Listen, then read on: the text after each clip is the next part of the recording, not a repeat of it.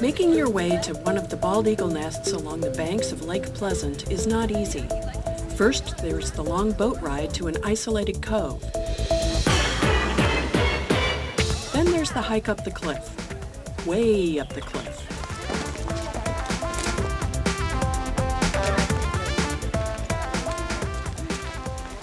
Eagles are smart. They build their nests in very inconvenient places, like this one, to keep predators away from their young. This group hiking up the mountain today is not going to harm the birds. In fact, as part of Arizona's Bald Eagle Protection Program, biologists from Arizona Game and Fish are going here today to place identification bands on the two new eaglets. Biologist Kyle McCarty makes the last leg of the journey alone as he rappels down the cliff and into the nest. We attached a small video camera to one side of his helmet for a bird's eye view, if you will. That big thing on the other side of his helmet is the counterweight. In this case, a large rock held in place with duct tape.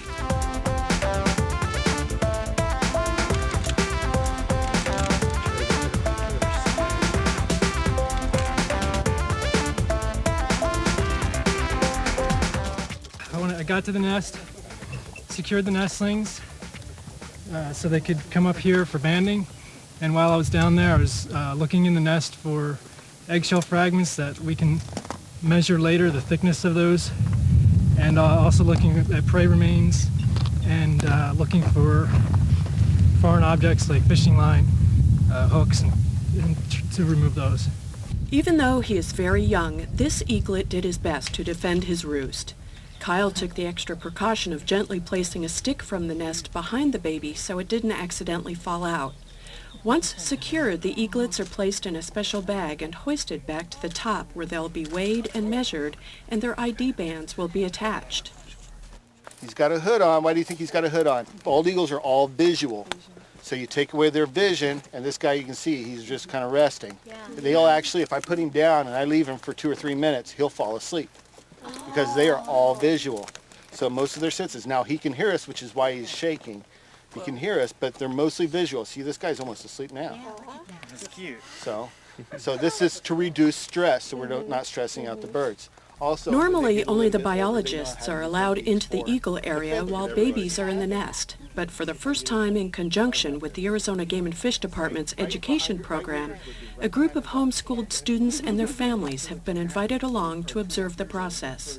Environmental education in particular, our Focus Wild at Arizona program is doing a lot of outreach type programs. We have some lesson plans that are available online. We do a lot of teacher workshops. But in addition, our homeschool program is really hopefully starting to take off, with this being kind of the start of it. Outings like this are very important.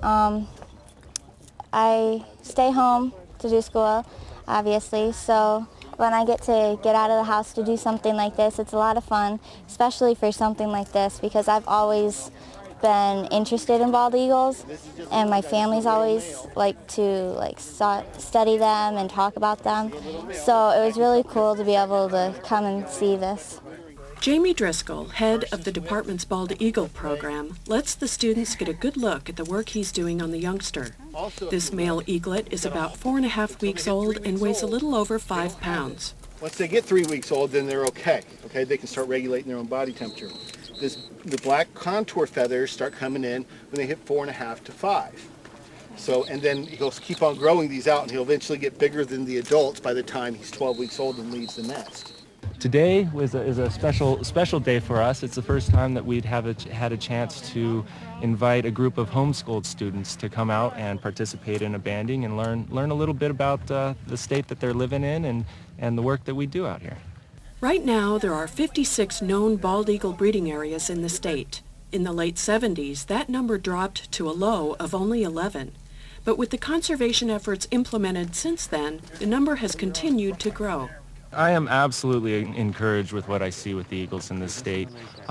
In the last 2 years, we found 6 new breeding areas. The 6 years that I've been here, we've found 12 new breeding areas. We've tied records for number of nestlings fledged each year, and hopefully this year we'll beat that record. We're hoping to get more than 42 nestlings this year. It's a little funny. A lot of people surprised that bald eagles are here in Arizona, but we've got quite a number of them. Pretty much what bald eagles need is water and fish.